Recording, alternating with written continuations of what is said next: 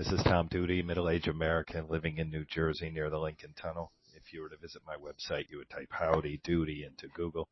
You'll find the correct spelling of the famous puppet. You then combine Tom Doody in a Google search for my site from January, Essence Magazine, Don't Judge Me, by Kelly L. Carter, photographed by Sarah McColgan.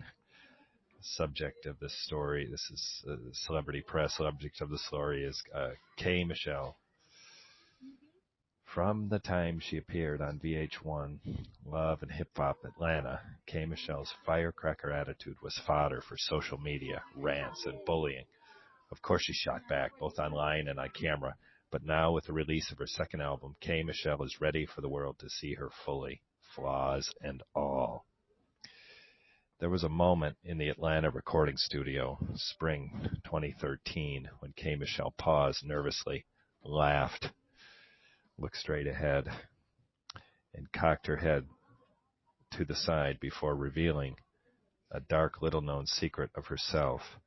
At times, she was preparing to share the first music she'd recorded since gaining the newfound fame that was really known of K. Michelle, nee Kimberly Michelle Pate. Back then was that she'd come off the inaugural season of VH1's top-rated reality show, Love and Hip Hop Atlanta. And she was not to be trifled with. She was a spitfire, and she rarely edited herself. When anyone dared to question her backstory, test her talent, or worse yet, shake a table in anger at a bar, a castmate learned the repercussions of that the hard way.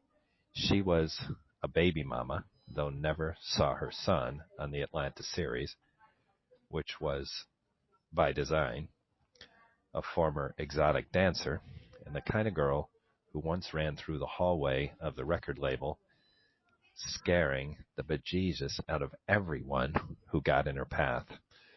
She was a hurt woman, fearing there was nothing anyone else could help with. K. Michelle self-medicated. I would drink out of a bottle, and I would drink Jack Daniels. She shares nearly 2 years later. I would drink and I drank. I would pass out, and I was angry. Hurt would turn off into anger at just bad times, and I deal with the wrong way. Up until that bad time, what had delivered K. Michelle from going down an even darker hole was linking up with attorney Matt Middleton, whom she couldn't afford, but whom took her on anyway, telling the singer that he believed in her and that he was determined to get her out of the bum record deal. Then, in a world, as she knew it, changed. She ended up on Love and Hip Hop Atlanta, and soon had her largest audience yet, a chance to put herself in front of new fans and get a leg up in the music business. That's what led everyone to the moment in the Atlanta studio in 2013. The reality show was her introduction to the world at large. It was time the show had proved and fessed up. Don Julio keeps me cool, she said, back then to a room of Atlanta tastemakers and journalists, pointing out a massive bottle of tequila for proof and letting out a bit of nervous laughter. She was quick to chase that statement. She had kicked her Jack Daniels habit and was a teetotaler in social occasions, even after Twitter breakups, and not showing the best side of herself via reality TV. She was ready for a shot to be taken seriously as an entertainer. Her talent was undeniable. When her notes fell softly over a live piano, magic happens.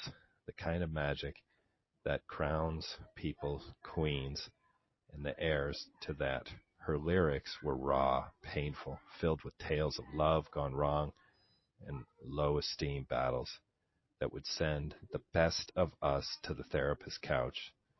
You couldn't help but feel that this unadulterated pain that the Memphis native was sharing was all of us on wax and cathartic. Nearly 2 years later, glimpses of the woman we met on Love and Hip Hop Atlanta still remained.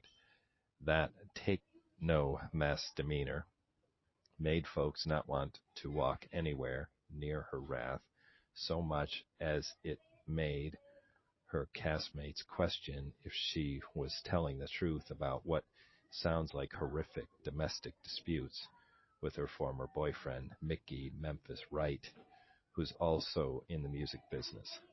All over the past couple of years, K. Michelle and Wright have engaged in a very public war of words over the allegations that she made on the show. That was then, this is now.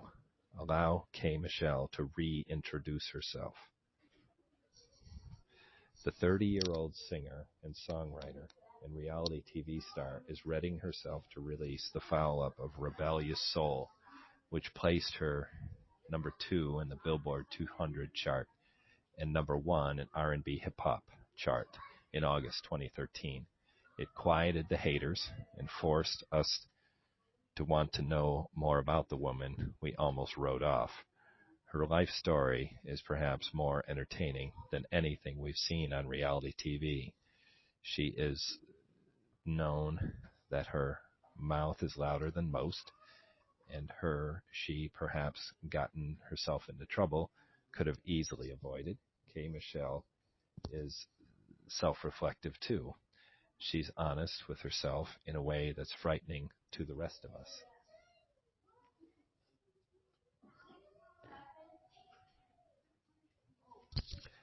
I should be quiet sometimes, she said softly. I'm very outspoken, and I'm very sensitive, and I'm very, very hard. People can say, oh my God, she's always beefing. She's always bullying. But a lot of times, the people I might have had a problem with are the people I truly, genuinely love.